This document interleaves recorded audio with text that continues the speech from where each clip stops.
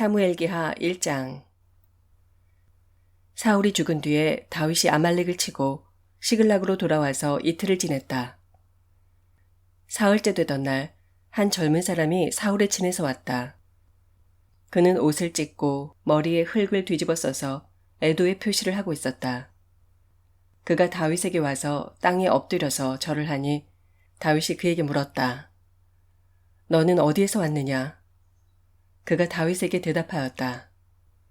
저는 이스라엘 진에서 가까스로 살아서 빠져나왔습니다. 다윗이 그에게 다시 물었다. 무슨 일이 일어났는지 어서 나에게 알려라. 그가 대답하였다. 우리의 군인들이 싸움터에서 달아나기도 하였고 또 그 군인들 가운데는 쓰러져 죽은 사람도 많습니다. 사울 임금님과 요나단 왕자께서도 전사하셨습니다. 다윗이 자기에게 소식을 전하는 그 젊은이에게 다그쳐 물었다. 사울 임금님과 요나단 왕자께서 전사한 줄을 내가 어떻게 알았느냐? 다윗에게 소식을 전하는 젊은이가 설명하였다. 제가 우연히 길보아 산에 올라갔다가 사울 임금님이 창으로 몸을 버티고 서 계신 것을 보았습니다. 그때 적의 병거와 기병대가 그에게 바짝 다가오고 있었습니다. 사울 임금님이 뒤로 고개를 돌리시다가 저를 보시고서 저를 부르셨습니다. 그래서 제가 왜 그러시느냐고 여쭈었더니 저더러 누구냐고 물으셨습니다. 아말렉 사람이라고 말씀드렸더니 사울 임금님이 저더러 어서 나를 죽여다오. 아직 목숨이 붙어있기는 하나 괴로워서 견딜 수가 없다. 하고 말씀하셨습니다. 제가 보기에도 일어나서 사실 것 같지 않아서 다가가서 명령하신 대로 하였습니다. 그런 다음에 저는 머리에 쓰고 계신 왕관을 벗기고 팔에 끼고 계신 팔찌를 빼어서 이렇게 가져왔습니다. 그러자 다윗이 슬픔을 억누르지 못하여 자기의 옷을 잡아 찢었고 그와 같이 있던 사람들도 모두 그렇게 하였다. 그리고 그들은 사울과 그의 아들 요나단과 주님의 백성 이스라엘 가문이 칼에 맞아 쓰러진 것을 슬퍼하면서 해가 질 때까지 울며 금식하였다. 다윗이 자기에게 소식을 전하여 준 젊은이에게 너는 어디 사람이냐 하고 물으니 저는 이스라엘 땅에 거주하는 아말렉 사람 곧 외국인의 아들입니다 하고 그가 대답하였다. 다윗이 그에게 호통을 쳤다. 내가 어떻게 감히 겁도 없이 손을 들어서 주님께서 기름을 부어서 세우신 분을 살해하였느냐. 그리고 다윗이 부하 가운데서 한 사람을 불러서 가까이 가서 그를 쳐 죽여라 하고 명령하였다. 명령을 받은 그 사람이 그를 칼로 치니 그가 죽었다. 그때 다윗이 죽어가는 그를 두고 이렇게 말하였다. 내가 죽는 것은 너의 탓이다. 내가 너의 입으로 주님께서 기름을 부어서 세우신 분을 제가 죽였습니다. 하고 너의 죄를 시인하였다. 다윗이 사울과 그의 아들 요나단의 죽음을 슬퍼하여 조가를 지어서 부르고 그것을 활노래라 하여 유다 사람들에게 가르치라고 명령하였다. 야살의 책에 기록되어 있는 그 조가는 다음과 같다. 이스라엘아, 우리의 지도자들이 산 위에서 죽었다. 가장 용감한 우리의 군인들이 언덕에서 쓰러졌다. 이 소식이 가드에 전해지지 않게 하여라. 이 소식이 아스글론의 모든 거리에도 전해지지 않게 하여라. 블레셋 사람의 딸들이 듣고서 기뻐할라. 저 할례받지 못한 자들의 딸들이 환호성을 올릴라.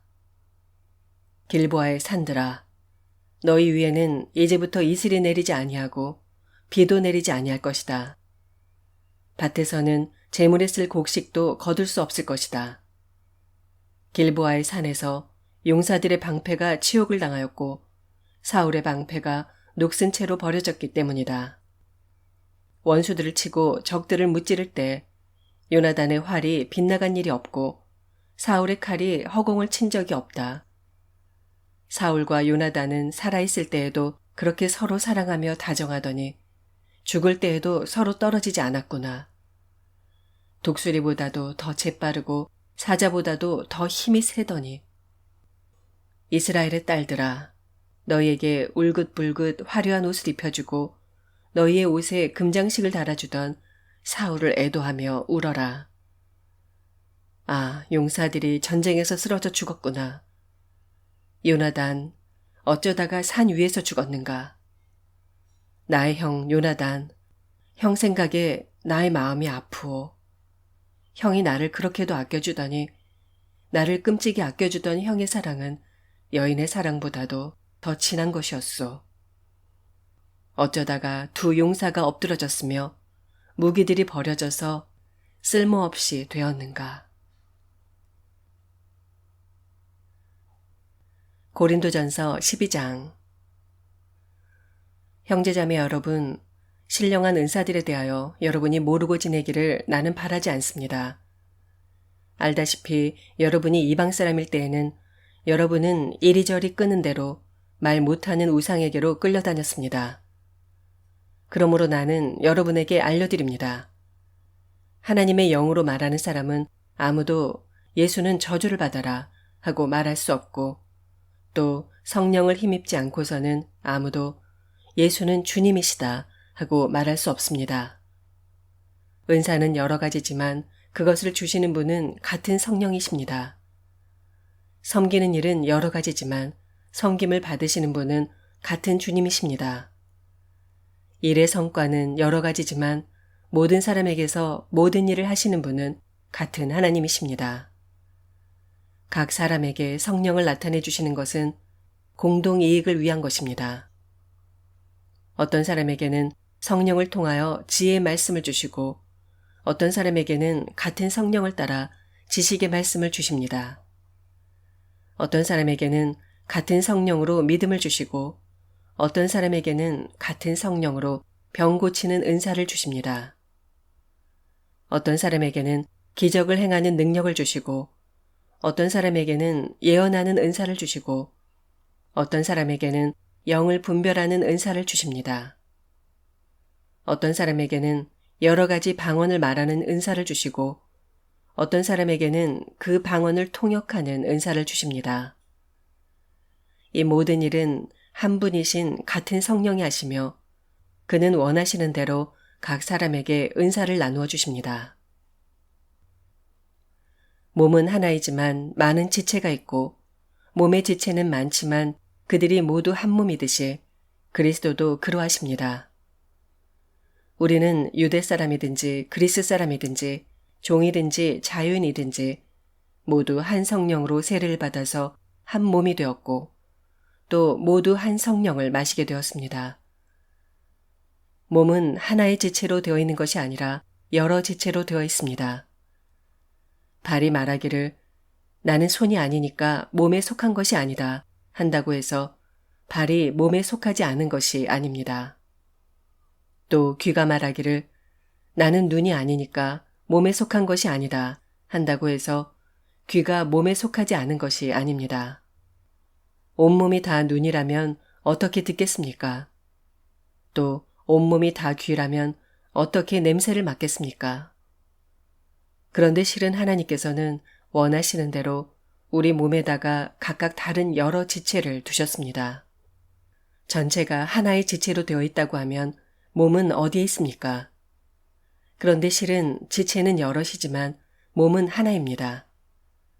그러므로 눈이 손에게 말하기를 너는 내게 쓸 데가 없다 할 수가 없고 머리가 발에게 말하기를 너는 내게 쓸 데가 없다 할 수 없습니다. 그뿐만 아니라 몸의 지체 가운데서 비교적 더 약하게 보이는 지체들이 오히려 더 욕이 납니다. 그리고 우리가 덜 명예스러운 것으로 여기는 지체들에게 더욱 풍성한 명예를 더듬히고 볼품없는 지체들을 더욱더 아름답게 꾸며줍니다. 그러나 아름다운 지체들은 그럴 필요가 없습니다. 하나님께서는 몸을 골고루 짜 맞추셔서 모자라는 지체에게 더 풍성한 명예를 주셨습니다. 그래서 몸에 분열이 생기지 않게 하시고 지체들이 서로 같이 걱정하게 하셨습니다. 한 지체가 고통을 당하면 모든 지체가 함께 고통을 당합니다. 한 지체가 영광을 받으면 모든 지체가 함께 기뻐합니다. 여러분은 그리스도의 몸이요 따로따로는 지체들입니다. 하나님께서 교회 안에 몇몇 일꾼을 세우셨습니다. 그들은 첫째는 사도요, 둘째는 예언자요, 셋째는 교사요, 다음은 기적을 행하는 사람이요, 다음은 병 고치는 은사를 받은 사람이요, 남을 도와주는 사람이요, 관리하는 사람이요, 여러 가지 방언으로 말하는 사람입니다. 그러니 모두가 사도이겠습니까? 모두가 예언자이겠습니까? 모두가 교사이겠습니까? 모두가 기적을 행하는 사람이겠습니까? 모두가 병 고치는 은사를 받은 사람이겠습니까? 모두가 방언으로 말하는 사람이겠습니까? 모두가 통역하는 사람이겠습니까? 그러나 여러분은 더 큰 은사를 열심히 구하십시오. 이제 내가 가장 좋은 길을 여러분에게 보여드리겠습니다. 에스겔서 10장. 내가 보니 그룹들의 머리 위에 있는 창공 모양의 덮개 위에 청옥과 같은 것이 있는데 그 모양은 보좌의 형상과 비슷하였다. 그때 주님께서 모시옷을 입은 사람에게 이렇게 말씀하셨다. 너는 그룹들 밑에 있는 저 바퀴들 사이로 들어가서 숯불을 2손 가득히 움켜쥐어서 이 성읍 위에 뿌려라. 그러자 그 사람은 내가 보는 앞에서 그곳으로 들어갔다. 그 사람이 들어갈 때 그룹들은 성전의 오른쪽에 서 있고 안뜰에는 구름이 가득 차 있었다. 그때 주님의 영광이 그룹들에게서 떠올라 성전 문지방으로 옮겨갔고 성전에는 구름이 가득 차고 안뜰은 주님의 영광에서 나오는 광채로 가득 찼다. 그리고 그룹들이 날개치는 소리가 바깥 뜰에까지 들리는데 그 소리는 전능하신 하나님께서 말씀하시는 음성과 같았다. 주님께서 모시옷을 입은 사람에게 명하셨다. 저 바퀴들 사이, 곧 그룹들 사이에서 불을 가져가거라. 그는 안으로 들어가서 바퀴 옆에 섰다. 그때 한 그룹이 자기 손을 그룹들 사이에서 내뻗어 그룹들 사이에 있는 불을 집어서 모시옷을 입은 사람의 2손에 넘겨주니 그는 그것을 받아들고 바깥으로 나갔다. 그룹들의 날개 밑에는 사람의 손과 같은 것이 보였다. 내가 또 보니 4바퀴가 그룹들 곁에 있는데 이 그룹 곁에도 바퀴가 하나 있고 저 그룹 곁에도 바퀴가 하나 있었으며 그 바퀴들의 모습은 빛나는 녹주석 같았다. 그 바퀴들의 모양은 넷이 똑같이 보여서 마치 바퀴 안에 다른 바퀴가 있는 것과 같았다. 그들이 출발할 때에는 4방향으로 나아가는데 그들이 어느 방향으로 출발하든지 돌 필요가 없었다. 어느 방향이든지 그곳으로 머리를 두면 모두 그 뒤를 따라갔다. 그래서 그들은 돌지 않고서도 어느 방향으로든지 다녔다. 그들의 등과 손과 날개 할 것 없이 그들의 온몸과 4바퀴의 온 둘레에 눈이 가득 차 있었다. 내가 들으니 그 바퀴들의 이름은 도는 것이라고 하였다. 그룹마다 얼굴이 4이 있는데 첫째는 그룹의 얼굴이요, 둘째는 사람의 얼굴이요, 셋째는 사자의 얼굴이요, 넷째는 독수리의 얼굴이었다. 그룹들이 치솟았다. 그들은 내가 그발 강가에서 보았던 바로 그 생물들이었다. 그룹들이 나아가면 바퀴들도 그 곁에서 함께 갔고 그룹들이 땅에서 떠올라가려고 그들의 날개를 펼칠 때에도 그 바퀴들이 그룹들의 곁에서 떨어져 나가지 않았다. 그룹들이 멈추면 바퀴들도 멈추고 그룹들이 치솟으면 바퀴들도 그들과 함께 치솟았다. 그 생물의 영이 그 바퀴들 속에 있기 때문이었다. 주님의 영광이 성전 문지방을 떠나 그룹들 위로 가서 머물렀다. 그룹들이 내가 보는 데서 날개를 펴고 땅에서 떠올라가는데 그들이 떠날 때 바퀴들도 그들과 함께 떠났다. 그룹들은 주님의 성전으로 들어가는 동문에 머무르고 이스라엘 하나님의 영광이 그들 위에 머물렀다. 그들은 내가 그발 강가에서 환상을 보았을 때 본 것으로 이스라엘 하나님을 떠받들고 있던 생물들이다. 나는 그들이 그룹임을 알 수 있었다. 그룹마다 얼굴이 4이요 날개가 4이었다. 그리고 그들의 날개 밑에는 사람의 손과 같은 것이 있었다. 또 그들의 얼굴 형상은 내가 그발 강가에서 본 바로 그 얼굴이었다. 그들은 각각 앞으로 곧게 나아갔다. 시편 49편. 만민들아, 이 말을 들어라. 이 세상에 사는 만백성아, 모두 귀를 기울여라. 낮은 자도 높은 자도 부자도 가난한 자도 모두 귀를 기울여라. 내 입은 지혜를 말하고 내 마음은 명철을 생각한다. 내가 비유에 귀를 기울이고 수금을 타면서 내 수수께끼를 풀 것이다. 나를 비방하는 자들이 나를 애워싸는 그 재난의 날을 내가 어찌 두려워하리요. 자기의 재물을 의지하는 자들과 돈이 많음을 자랑하는 자들을 내가 어찌 두려워하리요. 아무리 대단한 부자라 하여도 사람은 자기의 생명을 속량하지 못하는 법. 하나님께 속전을 지불하고 생명을 속량할 사람은 아무도 없다. 생명을 속량하는 값은 값으로 매길 수 없이 비싼 것이어서 아무리 벌어도 마련할 수 없다. 죽음을 피하고 영원히 살 생각도 하지 말아라. 누구나 볼 수 있다. 지혜 있는 사람도 죽고 어리석은 자나 우둔한 자도 모두 다 죽는 것을. 평생 모은 재산마저 남에게 모두 주고 떠나가지 않는가. 사람들이 땅을 차지하여 제 이름으로 등기를 해두었어도 그들의 영원한 집, 그들이 영원히 머물 곳은 오직 무덤뿐이다. 사람이 제 아무리 영화를 누린다 해도 죽음을 피할 수는 없으니 미련한 짐승과 같다. 이것이 자신을 믿는 어리석은 자들과 그들의 말을 기뻐하며 따르는 자들의 운명이다. 그들은 양처럼 스올로 끌려가고 죽음이 그들의 목자가 될 것이다. 아침이 오면 정직한 사람은 그들을 다스릴 것이다. 그들의 아름다운 모습은 시들고 스올이 그들의 거처가 될 것이다.